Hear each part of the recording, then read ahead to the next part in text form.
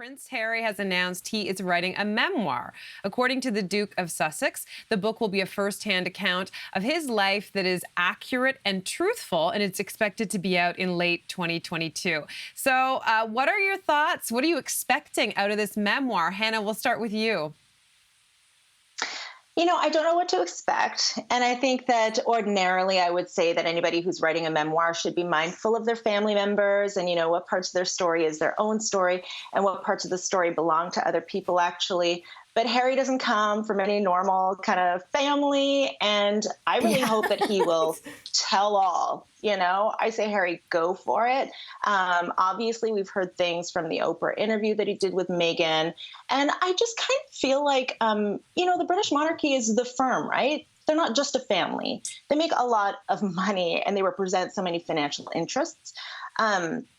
While the world is going through a major racial reckoning with Black Lives Matter, and, that is clearly a legacy of the transatlantic slave trade that the British Empire benefited from. And while Canada is in national mourning over finally, confronting our history of genocide, ongoing legacy of residential schools, why should the British monarchy, why should this family not have some expose, and have to confront their own past and what happens with them as well. Yeah.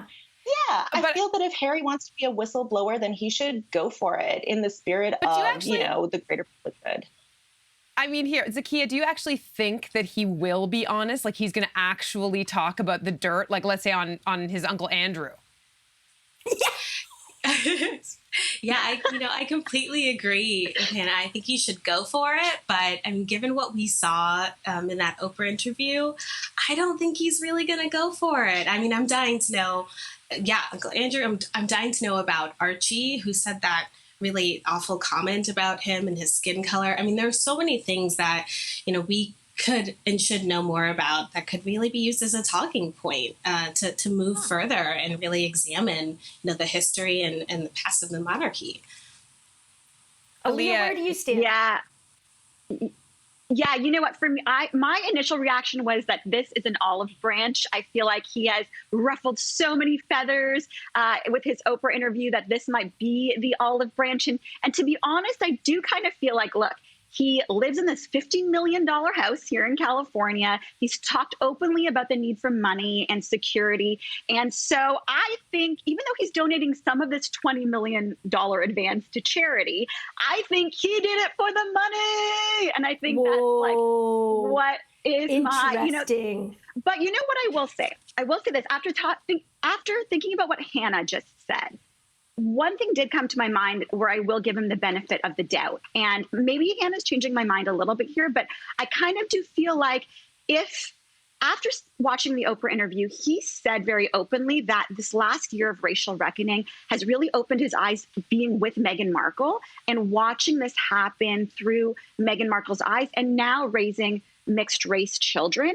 And so giving him the benefit of the doubt, I would read this book if it was a story about the powerful growth coming from the descendant of the literal throne of English colonial power. I think that insight would be fascinating. Well, here's Tracy's insight on Facebook. She wrote, I am really disappointed in Harry. For all of the proclamations of wanting a private life away from media and duty, he can't seem to stay away from it. It sounds like he is in constant need of the public's reassurance that he is in the right of everything that has happened over the past few years. Tracy, interesting point. I will say the reason I'm not so looking forward to this is because of his age. The kind of memoir I like to read is someone who is of a certain age who has no what's left to give. You know what I mean? And they tend to be like the Hollywood memoir where someone's 80 or 90 and they can say everything they want about, let's say, Cary Grant, because Cary Grant's not going to care. And if there's backlash on Twitter, they're not going to care because they don't know what Twitter is.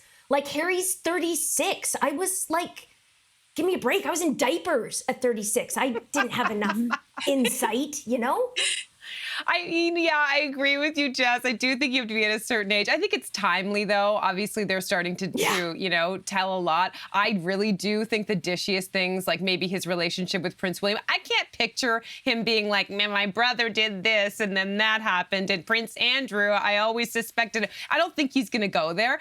I mean, I just hope he writes about his mom. And I think that will be really, really interesting to hear more about his experience and maybe the kind of rigidity that he was expected to, you know, embody when he was trying to mourn. Like, I think there's a lot of stories in there about the kind of, you know, image he was supposed to uphold. And of course, I do kind of want to hear about the Vegas, the trip that shall not be named with the naked billiard party. Anyway, that might just be me.